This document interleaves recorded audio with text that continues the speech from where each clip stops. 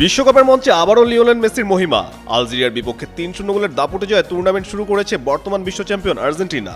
আর এই জয়ের নায়ক একজনই, লিওনেল মেসি। ৩৮ বছর বয়সেও তিনি যে এখনো বিশ্বের সেরা ফুটবলারদের একজন, সেটাই যেন আরো একবার প্রমাণ করলেন বাপায়ের জাদুকর। ম্যাচ জুড়ে দুর্দান্ত ফুটবল খেলে রেকর্ড গড়া হ্যাট্রিক উপহার দেন আর্জেন্টিনা এই অধিনায়ক। তার অসাধারণ নৈপুণ্যের সামনে কোনো প্রতিরোধী গড়ে তুলতে পারেনি আলজেরিয়া।